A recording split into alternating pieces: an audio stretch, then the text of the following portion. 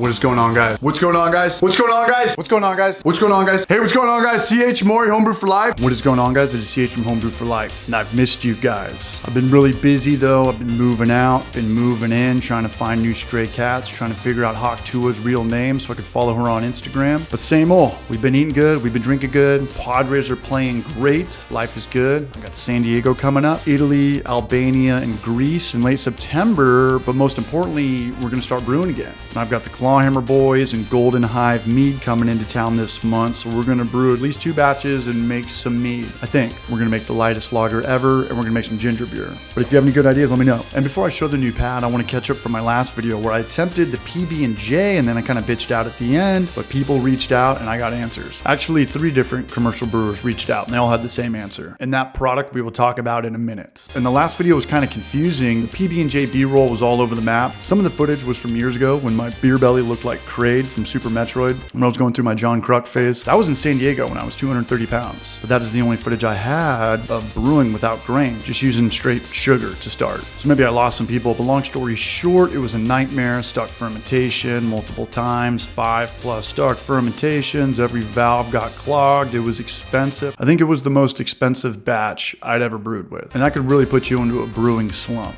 But I got the answers, but first let's check out the pad. And this is a big deal to me. First time I walked in, I cried. It was the first time in my life I cried. And if you tell anybody that I cried, Tears of Joy IPA, the W2 1099 income war is over. 3 bedrooms. This guest room is where you're gonna stay. Took the biggest room as the master and the second biggest room as the office. The library has a bathtub. Right now the backyard looks like Jumanji on crack, but give me a couple months and I'll have the sheds demoed with the new shed. I don't know if I want to build the shed brew house or if I just want to buy it from Home Depot. Let me know in the comment section if you guys have any feedback on that. Seems like a good idea to build it if you want the project out of it or the content, but it could throw everything back another 2 or 3 weeks. But since I own this place, I could finally dust off the cobwebs of my tools and start doing things here that are already saving me a ton of money. And I miss working construction. Back in the San Diego days, we'd remodel some people's houses, but mostly we were building decks and pergolas, and that's when I first noticed my double chin. But back to the PB&J video, and this is pretty much part 3. The first video was about how craft beer isn't doing so hot, and I have my take on that. The people in the comment section were talking about oversaturation,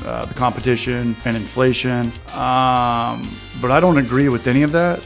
I mean, if your brand is new or weak, then hell yeah, these are problems. There are breweries out there right now that are ripping, just straight killing it, murder balling it. There's 3 things right under everybody's nose that no one's talking about, but I'm gonna stay on track. If you want a video on that, I'd be glad to make a video on that, because craft beer, from when I got into it, 2010 to 2024, it's night and day. It's completely different. Pretty much just look at beer as fashion these days. As far as branding goes, there's very little difference between beer and shoes that are cool, or t-shirts. All the t-shirts come from China. They're all made from cotton. They probably all come from the same factories. It's all blue steel. It's a lot of the same thing, but the brands are night and day. The brands are night and day. Let me know if you want that video. And then the second video was the brew show and I attempting to make the PB&J beer. Trent with the traditional approach of using grains to get sugar, but I went with more of a mead route. I started with dextrose, corn sugar, and I wanted a 10% base. And I got that, but it tasted like peanut butter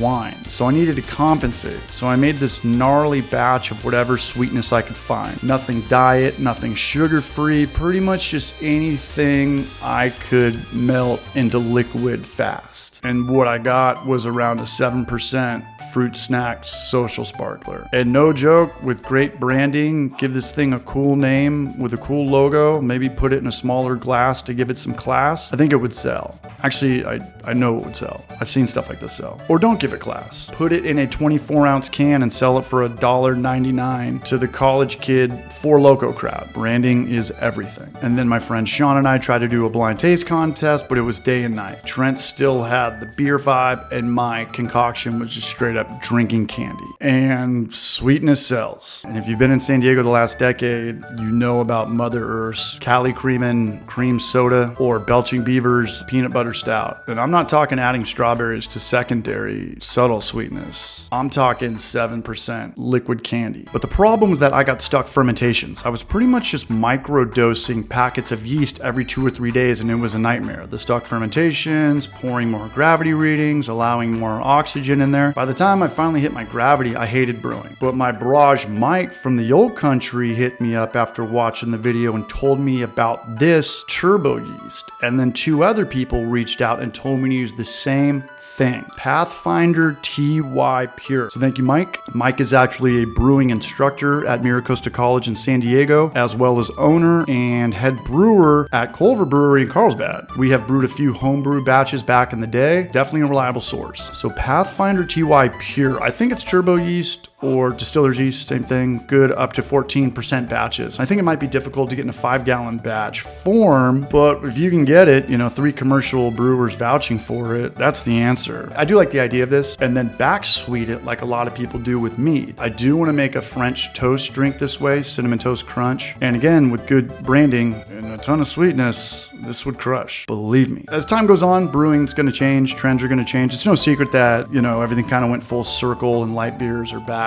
Lagers are carrying the torch, and now very sweet stuff. Very sweet stuff. I go out with my coworkers, managers, brewers, beer tenders, bartenders. I pay attention to see what people are drinking, and it's not a lot of hoppy, high percentage beers. It's sweet or it's light, or it's both. Hard ciders, Guinness, Mickey's, sweet cocktails, a lot of Montucky. Times are changing. And again, there's a whole video I do want to make on craft beer in 2010 versus craft beer in 2024. I don't even know if I want to use the word craft anymore. I have no idea what it means. I don't know what's cool at all. I think the only thing that's cool really is employing people, just having the dollar turnover. I've seen everything. White wine, sangria, IPA, triple cheeseburger, triple dry hops, cheeseburger, lasagna, chapstick IPA. I mean, just keep people employed, just create jobs. That's the only thing that I think is cool. Whatever works is whatever works. I was at a brewery last week and I saw a woman on a couch breastfeeding. How am I supposed to chip with that going on, Doug? And then 4 to 5 toddlers were running around her in the couch playing tag. Different world than the business park breweries I used to go to back in the day that were these awesome, almost secret-like little hangouts, like an industrial beer speakeasy that my friends and I used to go to. Before the kids, before the politics, before all the Yelp shitheads, like there was a time when craft beer was the coolest. And if you want to see that video, let me know. Thanks for watching. It's good to be back. I've got Andy coming on from Tanglefoot out there outside of Austin, Texas. And he recently shut his doors down. So I want to hear about that. We'll be on at 9 o'clock. That's in like 3.5 hours. Join us in the link below. Cheers.